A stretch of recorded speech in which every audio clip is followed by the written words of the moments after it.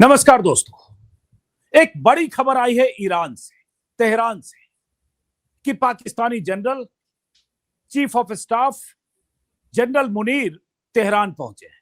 तस्वीर स्क्रीन पर देख रहे हैं। ईरानी विदेश मंत्री अब्बास अरागची ने उनका वेलकम किया है।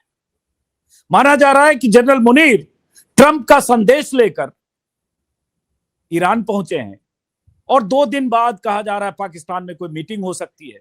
उस मीटिंग के पहले जनरल मुनीर का ईरान पहुंचना, गर्मजोशी से उनका ईरान में स्वागत, इसका क्या मतलब है? दूसरी तस्वीर आज ही आई। पाकिस्तानी प्राइम मिनिस्टर जो 4 दिन के वेस्ट एशिया के दौरे पर हैं, उनकी तस्वीर आई सऊदी से। तो सऊदी में शहबाज शरीफ, ईरान में जनरल मुनीर। हालांकि शहबाज शरीफ उसके बाद कतर और तुर्की भी जाने वाले हैं। इसका मतलब क्या ट्रंप ने इनको काम पर लगाया है? क्या डील क्रैक करने के लिए, या पाकिस्तान में होने वाली मीटिंग के पहले ईरान को तैयार करने के लिए, या ईरान के पास अपनी बात पहुंचाने के लिए, या ईरान को किसी फ्रेमवर्क के लिए रजामंद करने के लिए ड्यूटी लगाई है ट्रंप ने? इस मतलब को समझने की कोशिश करेंगे, क्योंकि खबरें ये आ रही है कि अगले 2 दिन में इस्लामाबाद में मीटिंग हो सकती है। और ये बात खुद ट्रंप ने कही। और अभी एक अमेरिकी वेबसाइट के हवाले से खबर आई है, एक्सियोस के हवाले से, कि अमेरिका और ईरान युद्ध खत्म करने के लिए फ्रेमवर्क डील के करीब पहुंच चुका है। जेडी वेंस, स्टीव विटकॉफ और जेरेड कुशनर, जो पिछली बातचीत में थे, एक बार फिर से इस्लामाबाद में बातचीत के लिए तैयार हो सकते हैं। बातचीत हो सकती है। दूसरी ये भी कि 21 अप्रैल को जो सीज फायर खत्म हो रही है, उसकी मियाद भी बढ़ाई जा सकती है, ताकि बातचीत में अगर कोई पेचीदगी हो तो आगे भी बात हो। तो समझने की कोशिश करेंगे कि ईरान या तेहरान जनरल मुनीर के पहुंचने का मतलब मीटिंग के पहले क्या है। हमारे साथ 2 खास मेहमान हैं। नरेश कौशिक साहब, जो लंदन से जुड़े हैं हमारे साथ, बीबीसी के साथ लंबे अरसे तक रहे, जो भी 30-40 सालों से जो भी दर्शक बीबीसी जिन्होंने सुना होगा, नरेश कौशिक के नाम से वाकिफ हो गए होंगे। हम सब तो उन्हें सुनते हुए बड़े हुए। दूसरे हमारे खास मेहमान हैं बॉबी नकवी साहब, वेस्ट एशिया के एक्सपर्ट हैं, गल्फ न्यूज के लंबे अरसे तक एडिटर रहे। शुरुआत में बॉबी नकवी से ही करूंगा, क्योंकि वेस्ट एशिया में रहे हैं। स्क्रीन पर तस्वीर देख रहे हैं बॉबी नकवी। तेहरान में जनरल मुनीर मीटिंग के पहले, उसके बाद शहबाज शरीफ जिनका जिक्र किया। हम समझना चाहें तो क्या समझें, क्या मतलब निकालें इसका? मैंने कहा कि क्या ट्रंप ने इन्हें काम पर लगाया डील क्रैक करने के लिए, या ईरान को रजामंद करने के लिए? जी नमस्कार। नमस्कार कौशिक जी, और आपके दर्शकों को नमस्कार और सलाम। देखिए, ये जो तस्वीरें जो आप दिखा रहे हैं आप अपने स्क्रीन पे, ये आसिम मुनीर साहब जो पाकिस्तान के आर्मी चीफ हैं, वो तेहरान पहुंचे और उनका स्वागत ईरान के फॉरेन मिनिस्टर अब्बास अरागची कर रहे हैं। बड़े गर्मजोशी से कर रहे हैं, जैसा आपने कहा। अब इन तस्वीरों से कई सवाल जो है वो पैदा होते हैं। पहला ये कि ये एकदम से विजिट क्यों ऑर्गेनाइज की गई, क्यों एकदम से पहुंचे वो? क्या ये पहले से प्लान था, या जो डिप्लोमेसी चल रही है ये उसका एक हिस्सा है? दूसरा, ऐसी क्या चीज है जो आसिम मुनीर साहब लेके पहुंचे हैं? ऐसी क्या चीज है जो सारे वो लेके पहुंचे हैं और उस पे ईरान से डिस्कशन करना चाहते हैं? और ऐसी क्या चीज है जिसको लेकर फिजिकल पहुंचना पड़ा? भाई, ये तो कम्युनिकेशन के 100 माध्यम है। जी हाँ, जी हाँ। या ऐसा कोई मैसेज जो बहुत इंपॉर्टेंट डोनाल्ड ट्रंप साहब के पास से डायरेक्ट मैसेज कोई पहुंचाया गया है? देखिए, दोनों पक्ष जो अभी इस्लामाबाद में जो बातचीत हुई थी, दोनों पक्ष अपनी अपनी पोजीशन बहुत क्लियरली राइटिंग में दे चुके हैं। जेडी वान साहब ने जो अपनी 4 मिनट की प्रेस कॉन्फ्रेंस की थी, उसमें कहा था कि हम अपनी पोजीशन राइटिंग में दे चुके हैं, और गेंद जो है वो अब ईरान के पाले में है, यानी ईरान को डिसाइड करना है। तो क्या ये मुनीर साहब जो वहां पहुंचे हैं उसी गेंद के बारे में डिस्कस करने पहुंचे हैं कि साहब अब आपका क्या, आज का क्या स्टैंड है? देखिए, जो बातचीत अगर दूसरे राउंड की अगर होगी, डोनाल्ड ट्रंप साहब ने कल अपने न्यूयॉर्क पोस्ट के इंटरव्यू में कहा था कि अगले 2 दिन में बातचीत वहां हो सकती है इस्लामाबाद में। ये बात उन्होंने क्लियर की थी और ख़ास तौर पे से वो न्यूयॉर्क पोस्ट के रिपोर्टर को ये भी कहा था कि आप वहीं रहिए, वहीं बातचीत होगी। तो मतलब एक तरह से एब्सोल्यूट सर्टेनिटी थी कि बातचीत वहां होनी है। तो उसके पहले ये तेहरान की विजिट आसिम मुनीर साहब की, मेरे ख्याल से इसका मकसद एक ही है कि वो ये जानना चाहते हैं कि जो राइटिंग में जो पोजीशन अमेरिका की दी थी, उस पोजीशन पे अभी ईरान का क्या व्यू है। देखिए, अगर कोई सेकेंड राउंड की मीटिंग अगर होनी है तो जाहिर बात है कि उसमें डोनाल्ड ट्रंप साहब इस बार इंश्योर करना चाहते हैं कि एक पक्का एक फ्रेमवर्क तैयार हो, जिसपे फिर अगर इस्लामाबाद में ये लोग इकट्ठा होते हैं, जिस लेवल का भी डेलीगेशन आता है, वो सिर्फ दस्तखत करने के लिए वहां पे इकट्ठा हो। आई थिंक इस बार जो बातचीत जो होने जा रही है वो उसमें ज़्यादा अच्छे तरीके से इसमें कोशिश ये की जा रही है कि जो भी डिफरेंसेस हैं उनको रिजॉल्व करने की कोशिश की जाए इस्लामाबाद में सेकेंड राउंड ऑफ नेगोशिएशंस के पहले। और इसी सिलसिले में जो आपने विजुअल्स दिखाए कि शहबाज शरीफ साहब जो पाकिस्तान के प्राइम मिनिस्टर हैं, आज रियाद पहुंचे हैं और उसके बाद फिर उनका कतर और एंकारा का दौरा तय है। तो ये सब मेरे ख्याल से ये सब उसी का हिस्सा है। गल्फ कंट्रीज का भी देखिए इसमें एक, जैसा हम लोग पहले बात कर चुके हैं कि एक मेजर रोल है, वो एक मेजर स्टेक होल्डर हैं। तो अगर अमेरिका की तरफ से कोई कंसेशंस दिया जाना है ईरान को, खास तौर पे से स्ट्रेट ऑफ हॉर्मुज को लेके, तो वो कंसेशन बिना सऊदी और कतर और दूसरी जो गल्फ कंट्रीज हैं उनसे कंसल्ट बिना किए ये नहीं दे सकते, क्योंकि इससे मामला जो है वो बिगड़ जाएगा। तो ये कई ऐसी चीजें हैं जिसकी वजह से ऐसा लगता है कि डोनाल्ड ट्रंप साहब जो उस दिन जो हुआ, जो 4 मिनट में जेडी वांस अपनी प्रेस कॉन्फ्रेंस करके वहां से अचानक निकल लिए। अचानक इसलिए क्योंकि ईरानियन डेलीगेशन का ये कहना था कि उस दिन ऐसा लग रहा था कि हम लोग एक एमओयू साइन करने के बड़े करीब पहुंच रहे हैं। एमओयू शब्द इस्तेमाल किया गया था ईरानियन डेलीगेशन की तरफ से, शायद मुझे याद नहीं अब्बास अरगची ने कहा या किसी और उनके स्पोक्स पर्सन ने कहा, बहरहाल एमओयू की बात हुई थी। तो वो एमओयू साइन होना था और एकदम से अचानक जेडी वांस जो है वो उन्होंने प्रेस कॉन्फ्रेंस की और फिर वो जहाज पे चढ़ के वापस वॉशिंगटन की तरफ रवाना हो गए। या ये भी एक पॉसिबिलिटी है अजीत जी कि उसमें डोनाल्ड ट्रंप ने कहा, ये नहीं चाहते हो कि वो जेडी वांस वहां पे कोई डील पे दस्तखत करें और वो खुद चाहते हो कि वो खुद दस्तखत करें, जैसी कि रूमर उड़ी हुई है। अगर वो खुद इस्लामाबाद आना चाहते हैं तो फिर वो इसको एक इवेंट बनाना चाहेंगे, बड़ा इवेंट, जिसके लिए वो तैयारी कर रहे हैं। आसिम मुनीर का तेहरान पहुंचना, शहबाज शरीफ का रियाद पहुंचना, कल शायद वो कतर और एंकारा जाएंगे। बहरहाल ये विजिट जो है शनिवार तक की है, ऐसा कह रहे हैं, हो सकता है शनिवार से पहले वापस आ जाएं। लेकिन इनकी पूरी कोशिश ये है कि अगर इस्लामाबाद में बैठक होनी है तो उसको एक बड़ा इवेंट बनाया जाए। मुझे लगता है इसी सिलसिले में शायद नरेंद्र मोदी साहब से डोनाल्ड ट्रंप ने 40 मिनट बातचीत की है। उनका मकसद ये भी हो सकता है कि अगर डोनाल्ड ट्रंप साहब इस्लामाबाद आ रहे हैं तो वो इंडिया को साउंड करें कि साहब हम वहाँ पे मौजूद रहेंगे। एक तरह से एक कर्टसी कॉल, और बाकी जो दूसरे इश्यूज डिस्कस किए हैं, शायद तेल से रिलेटेड इशू किए हैं। ऐसा अमेरिका के एम्बेसडर ने बाद में कहा कि उन्होंने ऑफर किया कि अगर तेल की शॉर्टेज इंडिया को होगी तो अमेरिका उनको देगा। लेकिन मुझे लगता है कि साथ में ये इशू भी डिस्कस किया गया होगा। हालांकि ऐसा कोई कंफर्मेशन अमेरिकन साइड से नहीं आया है कि इसमें डोनाल्ड ट्रंप साहब इस्लामाबाद जाएंगे या कोई डेलीगेशन क्या होगा, लेकिन ये सब कयास लगाई जा रही है, ये सब रूमर्स हैं मीडिया में।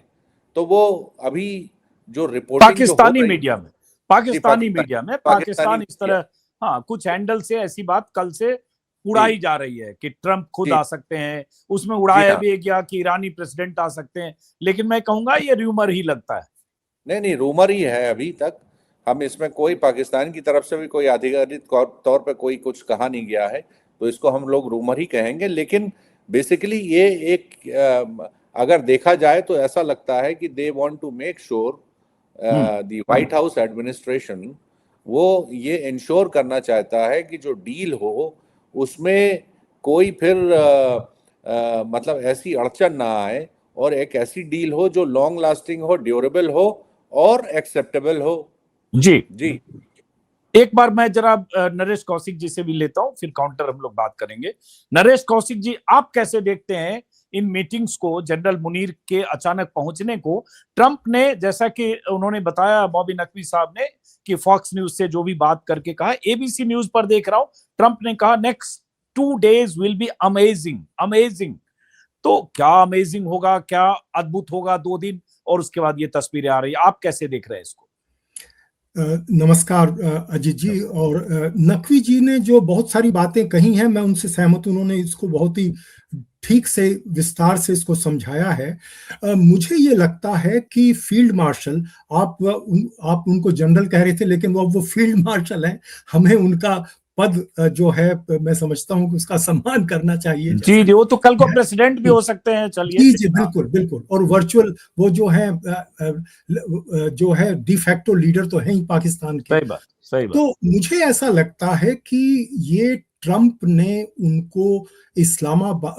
ने उनको तेहरान इसलिए भेजा है कि अभी तक जिस तरह का उत्साह अमेरिका में ट्रंप ने और उनके प्रशासन के लोगों ने दिखाया था, उस तरह का उत्साह ईरान में नहीं दिखा था। क्योंकि ईरान की तरफ से कोई मैसेजेस तो एक्सचेंज करने की बात हुई है, लेकिन कहीं कोई ये बात नहीं हुई कि वो भी इस बातचीत को लेकर उतने ही आतुर हैं जितने कि ट्रंप हैं। तो मुझे ये लगता है कि एक तरह से ट्रंप ने मुनीर को कहा कि भाई आप खुद जाइए और उनको ये समझाइए कि हम वाकई इस बार सीरियस हैं और कोई समझौता करना चाहते हैं, और ये बातें हैं जो हम डिस्कस करना चाहते हैं, और आप के लिए ये हम बार्गेन लेकर आए। आपको याद होगा कल रात जेडी वांस ने एक बात कही थी एक कंजर्वेटिव फोरम में। उन्होंने कहा था कि ट्रंप एक ग्रैंड बार्गेन चाहते हैं। यानी ग्रैंड बार्गेन शब्द का ही मतलब ये होता है कि आप सिर्फ ईरान से ले नहीं रहे, आप कुछ देने की पेशकश भी कर रहे हैं। तो इससे ये लगता है कि उन्होंने ये बात समझ ली है कि हमें ये बिल्कुल मैक्सिमल डिमांड से हम कुछ हासिल नहीं कर सकते।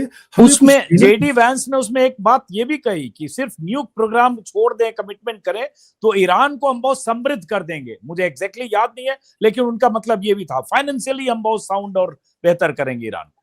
देखिए समस्या क्या है अमेरिकी लोगों की, वो ईरान को समझते नहीं है। रिचर्ड हास जो कि अमेरिका के वेटरन जो डिप्लोमेट हैं, उन्होंने किताब लिखी थी इराक की लड़ाई के बाद।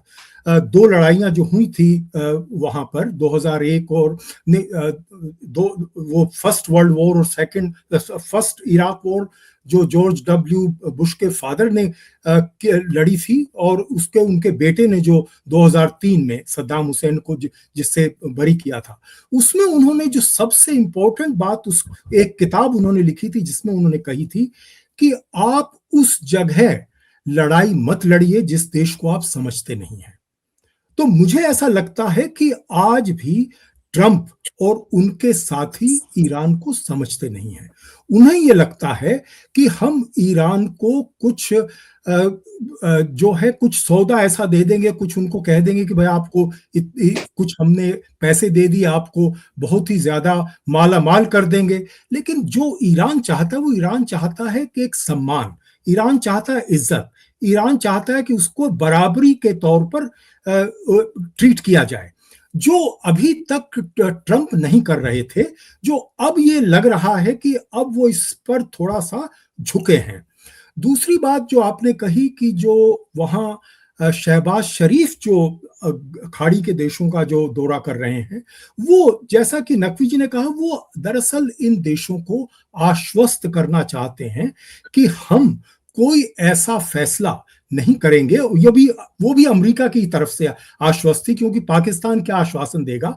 अमेरिका की तरफ से यह आश्वासन वो एक तरह से मैसेंजर के तौर पर ये दे रहे हैं कि देखिए, आपकी पीठ के पीछे हम कोई ऐसा समझौता नहीं करेंगे जिससे ईरान इतना ताकतवर रह जाए कि वो आप पर बाद में भी भारी पड़े। क्योंकि आपको याद है कि इस तरह की चिंता खासकर सऊदी अरब और यूनाइटेड अरब अमीरात ने जताई है। और आप अगर देखें आज के जो बयान आए हैं, जिसमें अमेरिका के राष्ट्रपति ने कई तरह के बातें कही हैं, धमकियों का सिलसिला उनका रुका नहीं है। उन्होंने कहा कि और फौज भेज रहे हैं हम, जो है बिल्कुल अब हम अगर ये कुछ नहीं हुआ तो हम तहस नहस कर देंगे। वो उन्होंने जो आज जो इंटरव्यू दिया है फॉक्स न्यूज को, उसमें भी उन्होंने इस बात दोहराई है कि हम उनके सिविलियन इंफ्रास्ट्रक्चर को नेस्तनाबूद कर देंगे। यानी वो इस तरह की बात अब भी कर रहे हैं। इसी तरह से जो ईरान की तरफ से जो जवाबी बातें आई हैं सामने, जिसमें उन्होंने कहा है कि आप जो ये कर रहे हैं, आप ये सोच लीजिए कि आप अपना नुकसान कर रहे हैं, क्योंकि हम जो रेड सी है, जो लाल सागर है, उस पर हम निशाना अब लगाएंगे। आईआरजीसी की तरफ से स्टेटमेंट आया, स्क्रीन पर अगर वो उस स्टेटमेंट पर निशाना लगाते हैं तो सऊदी अरब की जो नई पाइपलाइन है, जिससे वो इस समय तेल बाहर भेज रहा है, क्योंकि स्ट्रेट ऑफ हार्मूज तो बंद है, तो उसकी जो ईस्ट वेस्ट पाइपलाइन है उस पर नुकसान होगा। यानी सऊदी अरब अपना तेल नहीं बेच पाएगा और बाकी देश भी। यानी अगर रेड सी में भी हूथियों के जरिए अगर इस तरह का व्यवधान पड़ता है, तो फिर तेल की जो कीमत है, जो इस समय ऑफिशियली $100 के $100 के करीब है, और जो जिसे फिजिकल कहते हैं दाम, यानी जो डिलीवरी का दाम है, वो $150 प्रति बैरल इस समय है। इससे ये लगता है कि कितनी ज्यादा मुश्किल दुनिया की अर्थव्यवस्था के सामने है। और यही वजह है कि ट्रंप इस समय इतनी जल्दी दिखा रहे हैं। लेकिन मुझे ऐसा लगता है कि जल्दबाजी में कुछ हासिल नहीं होगा, क्योंकि ईरान के पास तो टाइम ही टाइम है। ईरान क्यों अमेरिका की जल्दी से कोई समझौता करे? अब एक सवाल उठता है बॉबी नकवी साहब, कि जैसे मुस्तफा खामेनेई के बारे में पक्के तौर पर नहीं पता कि किस हाल में है, कोमा में है, सेंस में है, फैसले करने की स्थिति में है, निर्देश देने की स्थिति में है, या वो कमांड देने और टीम के बीच बात करने की स्थिति में, कुछ भी नहीं पता है। तमाम तरह की जानकारियां र्यूमर के तौर पर, खबरों के तौर पर। कहीं ये तो नहीं कि मकसद ये भी हो कि जनरल मुनीर वहां गए, फील्ड मार्शल, जैसा कि उन्होंने कहा कि वो इसलिए भी गए कि जरा मुस्तफा खामेनेई तक भी रीच आउट करने की कोशिश हो। अगर जो ईरानियन जो डेलीगेट्स आए वो डायरेक्ट फैसला वैसे नहीं ले सकते, तो वहां चल के देखें। जैसे जेडी वैंस मीटिंग के बीच में पता चला 12 बार उन्होंने ट्रंप को कॉल किया, तो ये मकसद भी हो सकता है कि सुप्रीम लीडर तक रीच आउट करें, अगर पॉसिबल हो तो, जो भी डील हो मैसेज के जरिए। जी, आपका जो सवाल है मैं उसको और साफ लफ्जों में उसका जवाब दे देता हूं। मैं वो एक पॉसिबिलिटी ये भी है कि वो उनको भेजा गया हो कि भैया पता करो कि वो उनकी हालत कैसी है। बिल्कुल ठीक है। देखिए, ये रिपोर्ट्स तो आ चुकी हैं कि उनके चेहरे पे और उनके पैरों में बहुत ज्यादा चोटें हैं और वो रिकवर कर रहे हैं। देखिए, एक बात तो तय है कि अगर उनकी रिकवरी की गुंजाइश न होती तो उनको सुप्रीम लीडर नहीं बनाया जाता। ये वॉर के दौरान देखिए एक सुप्रीम लीडर का चुनाव हुआ है, उनका इलेक्शन हुआ है, उनका नॉमिनेशन हुआ है, जो भी आप कहना चाहें इसमें। और ये इस्लामिक रिवॉल्यूशन में ये दूसरी बार हुआ है जब एक सुप्रीम लीडर नया बना है। पहले रुहुल्लाह खोमैनी थे, उसके बाद आयतुल्लाह अली खोमैनी जो है 1989 में बने। अब ये 2026 में ये तीसरे जो इस्लामिक रिपब्लिक है उसके सुप्रीम लीडर बने हैं। तो अगर उनकी रिकवरी की गुंजाइश नहीं होती या उनके डॉक्टरों ने कहा होता कि अब ये इनको रिकवरी इनकी बहुत मुश्किल है या बहुत दिन लगेंगे, तो उनको सुप्रीम लीडर मुझे लगता नहीं कि बनाया जाता, कोई दूसरा ऑल्टरनेटिव पे सोच विचार किया जाता। लेकिन मेरे ख्याल से उनका, आसिम मुनीर साहब का, आपका सवाल सही है। एक मकसद ये भी हो सकता है कि पता करिए कि उनकी हालत कैसी है। ये जरूर वो पता करने क्योंकि ट्रंप और जेडी वैंस हर तीसरे चौथे दिन ये इशारों में बोलते हैं कि पता नहीं है, लेकिन किस शेप में है नहीं पता।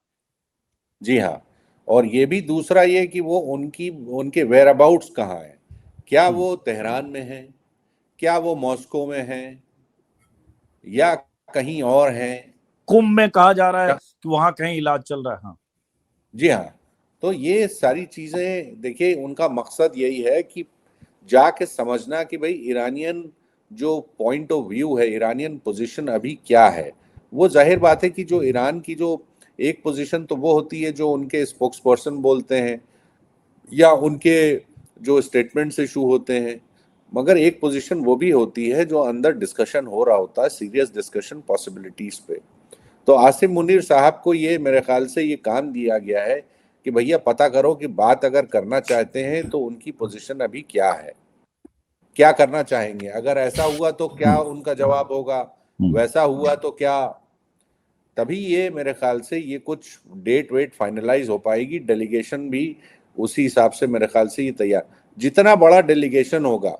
देखिए एक बात इसमें बहुत गौर करने वाली है कि एक झटके में इस वॉर ने क्या किया है।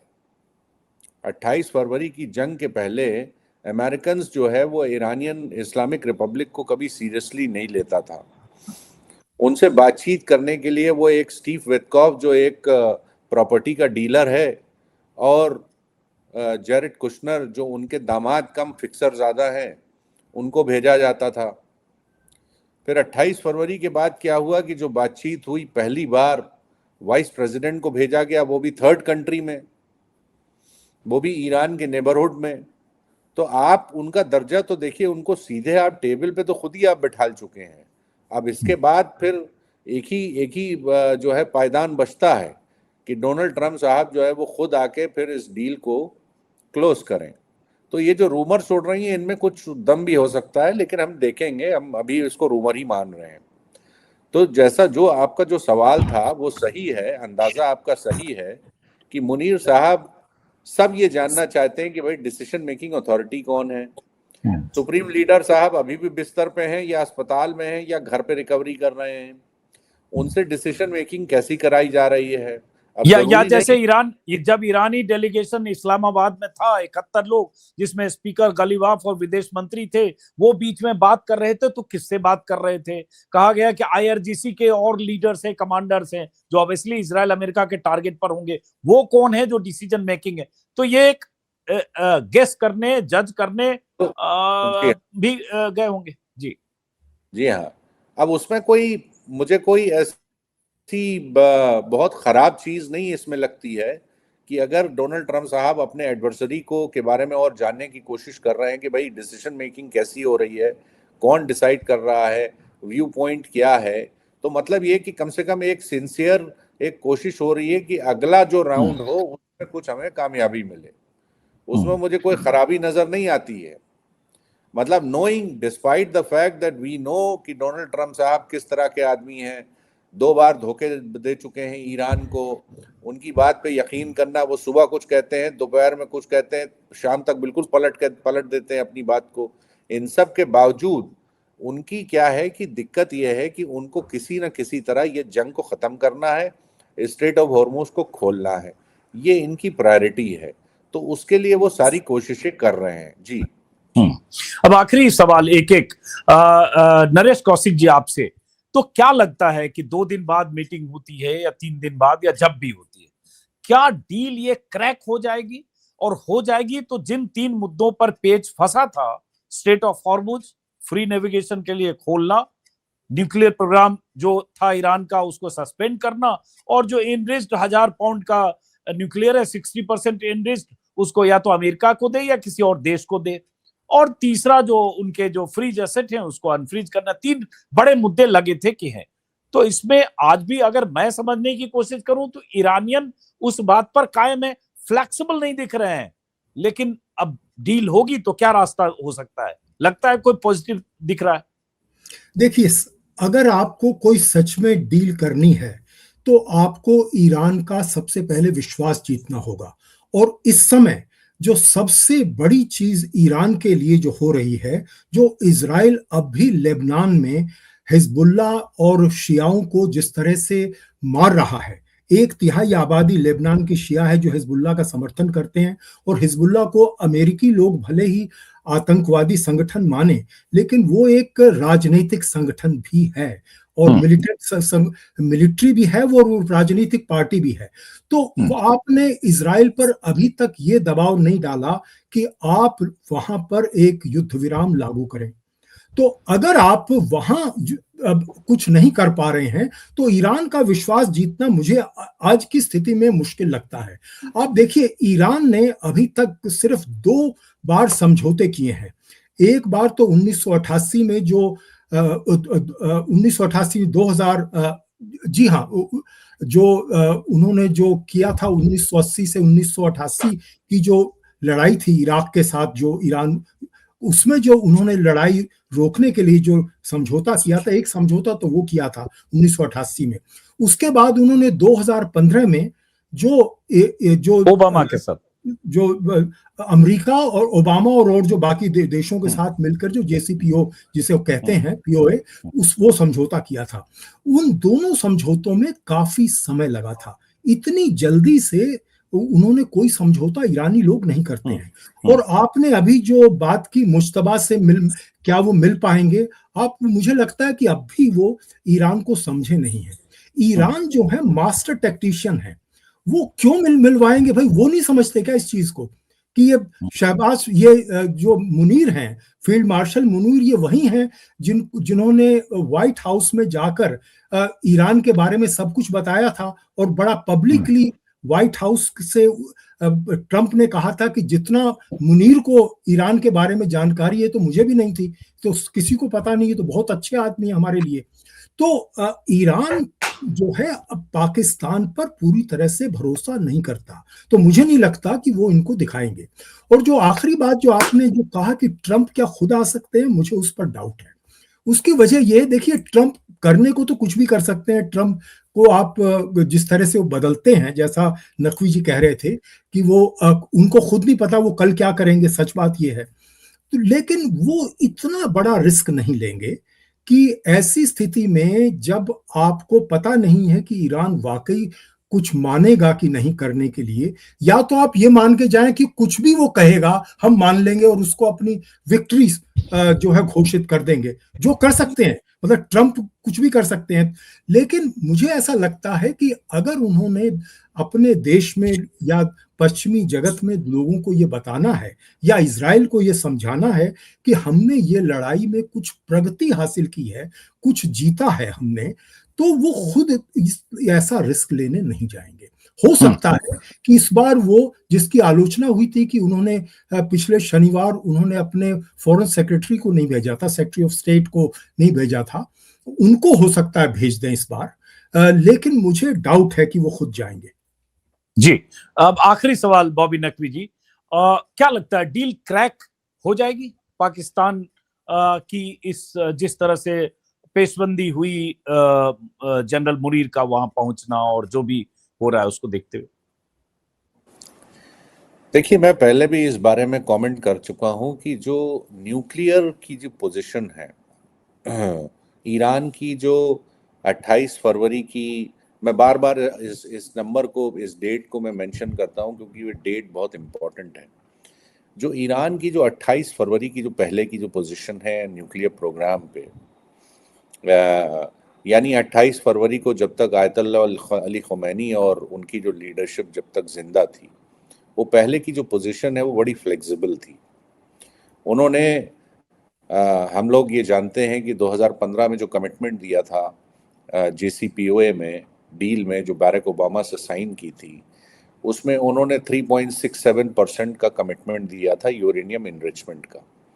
2018 में जब डोनाल्ड ट्रंप साहब ने वो डील फाड़ दी तो उसको एनरिच करके वो 20% तक ले गए और उसके बाद फिर उसको 60% तक ले गए। ठीक है, उस डील के फाड़े जाने के 1 साल बाद तक भी एनरिचमेंट प्रोसेस उन्होंने शुरू नहीं किया था। ऐसा IAEA का कंफर्मेशन है, उनके इंस्पेक्टर्स की रिपोर्ट है। वो आखिरी रिपोर्ट जो है वो उसी साल की है और उसमें क्लियर किया था कि 1 साल बाद तक भी उन्होंने एनरिचमेंट नहीं शुरू किया था, वो बाद में शुरू किया है।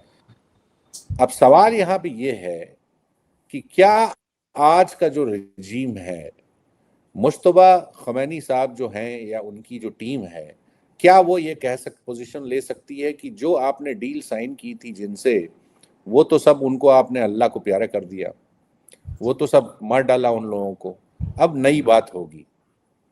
अगर ईरान को अपनी पोजीशन अगर हार्डन करनी है और नए तरीके से ये इस न्यूक्लियर प्रोग्राम को देखना है, तो वो they can very well argue this case, ठीक है। दूसरी जो उसमें जो इशू है, अब इसमें इसी मामले में डोनाल्ड ट्रंप साहब बहुत ज्यादा कीन है कि कोई कमिटमेंट, पॉलिटिकल कमिटमेंट, जैसा जेडी वैंस ने अपनी प्रेस कॉन्फ्रेंस में कहा था कि वो पॉलिटिकल कमिटमेंट चाहते हैं, यानी मुश्तबा खोमेनी से कमिटमेंट चाहते हैं कि साहब आप ये 20 साल वाला नंबर तो बाद में आया कि 20 साल तक, ये उन्होंने नहीं कहा था, ये बाद में आया है कि 20 साल तक आप यूरेनियम एनरिचमेंट नहीं करेंगे। ईरानियन साइड ने 5 साल का ऑफर किया था, ठीक है। तो इसी मामले पे डोनाल्ड ट्रंप साहब जो है वो कमिटमेंट चाहते हैं। दूसरा उनके जो डोनाल्ड ट्रंप साहब की दिक्कत यह है कि जो पोजीशन अभी ईरान की स्ट्रेट ऑफ हॉर्मुज को लेके है, वो पोजीशन गल्फ कंट्रीज को एक्सेप्टेबल नहीं है और वाइडर इंटरनेशनल कम्युनिटी को भी, एक तरह से जो उनके नेटो एलाइज हैं अमेरिका के, वो उनको एक्सेप्टेबल नहीं है। तो ये दोनों चीजें हैं, इस पोजीशन पे ही कोई जो डील होगी तो होगी, और अगर फेल होगी तो इसी दोनों जो मामलों पे होगी। कोई तीसरा मामला अभी टेबल पे इतनी जल्दी मेरे ख्याल से कोई डिस्कस नहीं करेंगे। जी चलिए, तो अब ये खत्म करते हैं, देखते हैं कि क्या खबर तेहरान से आती है, क्या खबर अगर 2 दिन बाद मीटिंग हुई तो उससे क्या खबर आती है, और हम सब की नजर होगी। एक बार मैं ट्रंप ने जो ट्वीट किया था, जो ट्रुथ सोशल पर अगर स्क्रीन पर डाल सकते हैं, जिसमें ट्रंप की तरफ से आज कहा गया कि चीन बहुत खुश होगा, बहुत खुश है, मैं स्ट्रेट ऑफ हॉर्मुज को स्थायी तौर पर खोल रहा हूं, ऐसा मैं उनके लिए और दुनिया के लिए भी कर रहा हूं, ऐसी स्थिति फिर कभी नहीं होगी। चीन ने मान लिया है कि वो ईरान को हथियार नहीं भेजेंगे और राष्ट्रपति सी वहां पहुंचने पर गले मिलकर गर्मजोशी से मेरा स्वागत करेंगे। हालांकि इससे ये क्लियर नहीं हुआ कि स्ट्रेट ऑफ हॉर्मुज मैं स्थायी तौर पर खोल रहा हूं, मतलब मैं अपनी नाकेबंदी विड्रॉ कर रहा हूं या तोड़फोड़ करके ईरान को पीछे कर रहा हूं, इससे कुछ क्लियर नहीं है। लेकिन चाइना के इंगेजमेंट की चिंता कहीं न कहीं ट्रंप को है, क्योंकि ट्रंप चाइना जाने वाले भी हैं। तो फिलहाल नजर होगी। आप दोनों मेहमानों का बहुत बहुत शुक्रिया। शुभ रात्रि। बात तो भाई बहुत कर सकते हैं, लेकिन देर रात हो रही है, दर्शकों तक ये वीडियो पहुंचना भी है, इसलिए बहुत बहुत शुक्रिया नरेश कौशिक जी, बहुत बहुत शुक्रिया बॉबी नकवी जी। नमस्कार, आदाब। नमस्कार।